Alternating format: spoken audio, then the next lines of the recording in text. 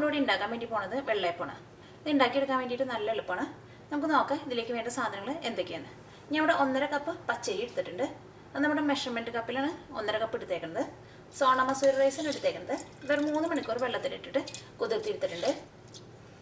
ഒരു മുറി തേങ്ങ ചിരണ്ടി എടുത്തത്. പിന്നെ ഇതിലേക്ക് വേണ്ടത് 1.5 table spoon east, 2 table spoon പഞ്ചസാര, 2 ടേബിൾ സ്പൂൺ റൈസ്. പഞ്ചസാര നമ്മുടെ ടേസ്റ്റിനനുസരിച്ച് എടുക്കുക. ഞാൻ ഇവിടെ 2 ടേബിൾ സ്പൂൺ എടുത്തിട്ടുള്ളൂ. നമുക്ക് വേണമെങ്കിൽ കുറച്ച് കൂടുതൽ എടുക്കാം. ഇനി എന്ത് ചെയ്യണമെന്ന് വെച്ചിട്ടുണ്ടെങ്കിൽ ഇതെല്ലാം കൂടിയിട്ട് നന്നായിട്ട് അരച്ചെടുക്കണം. ഇതൊന്നും നമ്മളിങ്ങനെ സെപ്പറേറ്റ് അരച്ചെടുക്കേണ്ട ആവശ്യമില്ല. ഇതെല്ലാം കൂടിയിട്ട് തന്നെ ഒരുമിച്ച് തന്നെ നന്നായിട്ട് നല്ല പേസ്റ്റ് പോലെ അരച്ചെടുക്കണം. അതിന് നമുക്ക് ജാറിലേക്ക് റൈസ് ഇടാം. ഇതിലേക്ക് ആവശ്യത്തിന് വെള്ളം ചേർക്കാം. തേങ്ങ ചേർക്കാം.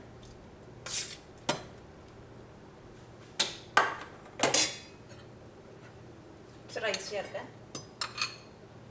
ഇത് ആദ്യം തന്നെ നമുക്ക് അരച്ചെടുക്കാം. ഇത് അരഞ്ഞ് കഴിയുമ്പോൾ ബാക്കിയുള്ളതും കൂടിയിട്ട് അരച്ചെടുക്കാം. അപ്പോൾ മാവ് നന്നായിട്ട് അരഞ്ഞിട്ടുണ്ട്. ഇത് അരഞ്ഞെടുക്കുമ്പോൾ ഒട്ടും തരിയില്ലാണ്ട് നല്ല പേസ്റ്റ് പോലെ അരച്ചെടുക്കണം. നമുക്കിതൊരു പാത്രത്തിലേക്ക് ഒഴിക്കാം.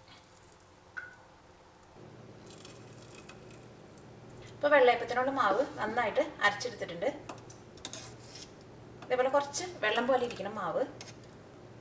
ഇതൊരു 3 മണിക്കൂർ കഴിയുമ്പോൾ ഈ മാവ് നന്നായിട്ട് പൊന്തി. അപ്പം മാവ് നന്നായിട്ട് പൊന്തി വന്നിട്ടുണ്ട്. ഇനി നമുക്ക് വെള്ളയപ്പം ചുടാം. ഇനി വെള്ളയപ്പം ചുട്ടെടുക്കാൻ വേണ്ടിയിട്ട് നമുക്ക് വെള്ളയപ്പത്തിൻ്റെ ചട്ടി വെച്ചിട്ട് ഒന്ന് ചൂടാക്കാം. ഇപ്പോൾ നമ്മുടെ കയ്യിൽ വെള്ളയപ്പത്തിൻ്റെ ചട്ടി ഇല്ലെങ്കിലും നമുക്ക് സാധാരണ നോൺ സ്റ്റിക്കിൻ്റെ പാനിൽ ഒഴിച്ചാലും നമുക്കിത് ചുട്ടെടുക്കാൻ പറ്റും. ഇതിലേക്ക് നമുക്ക് മാവ് ഒഴിക്കാം. മാവ് ഒഴിക്കുമ്പോൾ നല്ല കുഴിയുള്ളൊരു സ്പൂണാണെങ്കിൽ കുറച്ചുകൂടി നല്ല എളുപ്പത്തിൽ നമുക്ക് എടുത്ത് ഒഴിക്കാൻ പറ്റും.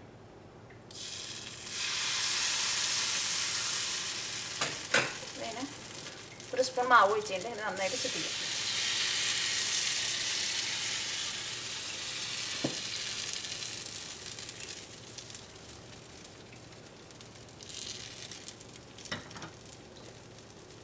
മൂടി വയ്ക്കുന്നത്.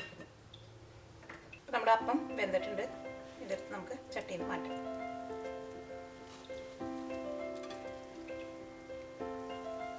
അപ്പം ചുട്ടെടുക്കുന്നതിന് മുമ്പ് നമുക്ക് ഇതിലേക്ക് ആവശ്യത്തിന് ഉപ്പ് ചേർക്കണം.